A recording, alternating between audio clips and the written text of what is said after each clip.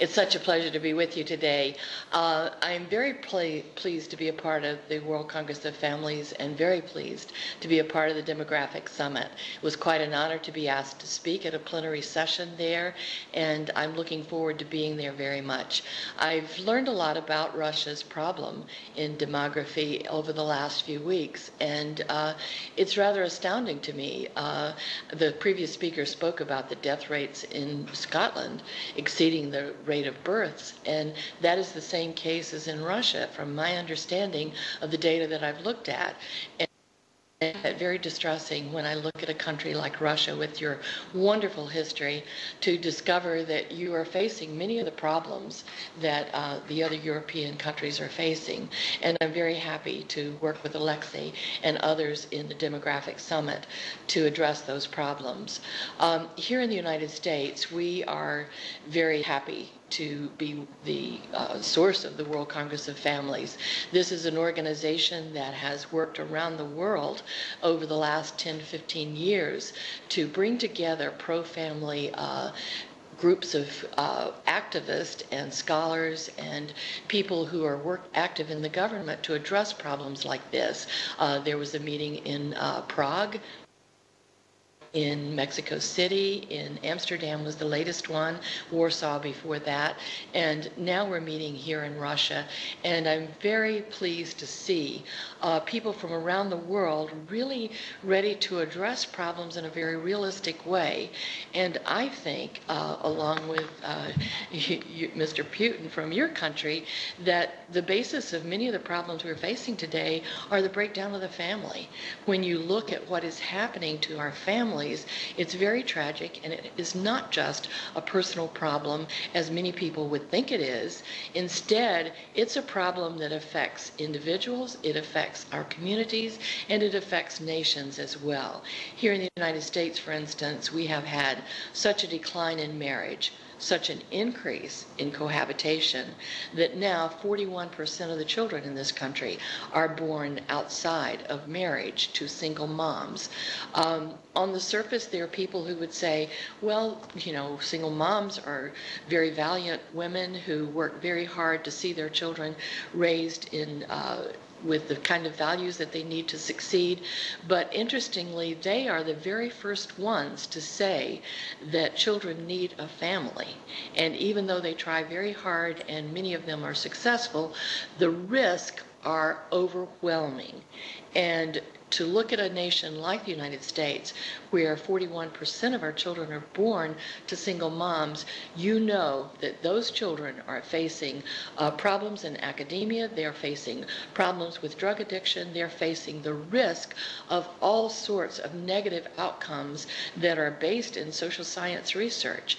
Many of those same problems are the problems that you're facing in Russia because of the demographic dearth there. And so I'm very pleased to work with you and work with the World Congress of Families in addressing these problems, and look forward very much to seeing your beautiful country and to working with the scholars and the activists in your country to address these problems. I'd like to respond in the context of Svetlana's question, because I thought she really hit on something very, very important. I think we probably all agree on the problem that it is not good for a country to face a dearth of births. So that problem, I think we all agree on the source of the problem and so forth. But the question is, how do you solve that problem? And I was very encouraged that President Putin really, former President Putin, really addressed that problem and said that it was the major crisis facing Russia. And I agree with him, and I applaud the fact that it's recognized in official circles in Russia. The question is, how do you address it? And his solution was to say we have to have more births, we have to work on fewer deaths, and we have to work on effective immigration. And I agree with all of those. However, coming from the United States, I would really caution Russia, as you address the question of increasing births, that you propose the solutions in the context of a family, because as Svetlana reported to you, there are some contradictions in some of the countries that have strong societies, or formally strong societies.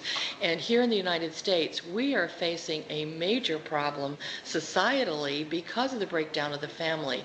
And I think as you address the problem of the dearth of births in Russia, you have to do so in the context of the family, because all of the social science data says that children raised without a mother and a father face really strong, predictable problems that are very negative, and we are certainly seeing that in spades here in the United States with the breakdown of our culture and so many negative things happening in our culture. For instance, in the community that I live in, you cannot go into a store without seeing the produce, the products on the shelves, just an absolute mess. Many of the packages are broken into because there are so many children there who are unsupervised, and the children have not been brought up to respect other people's property.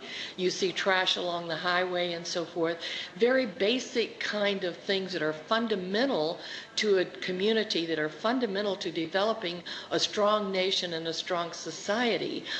Cicero said way back when, in a very early part of civilization, that the family was the fundamental unit of society. And we have found that over and over again. When you have strong families, you have strong communities, you have strong nations, and you cannot have democracy without strong families, because that's the incubator for the values that are necessary for developing a strong society. For a community to work together in a functioning kind of way, you have to have people who respect each other as individuals. You have to have people who have a sense of individual responsibility. You have to have people who develop discipline. You have to have people who have seen these things modeled within the family. You have to see people, you have to have children who have seen people work out their problems in a democratic kind of way, in a way that respects each other, so that the conflicts are not blown out of proportion and are understood as a normal part of the daily life. And so when children grow up seeing that modeled within a family unit, they can then see that in the broader community and see it also as part of a broader nation.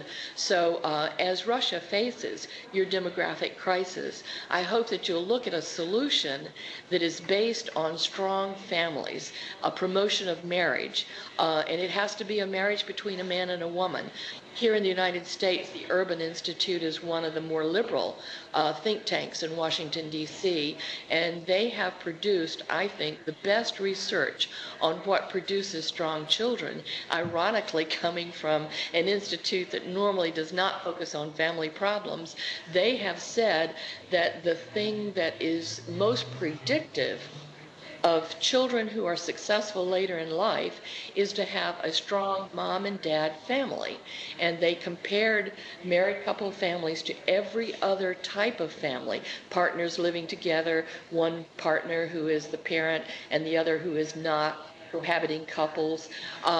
Every single family structure is subordinate to and inferior to the married couple family in the research from the Urban Institute.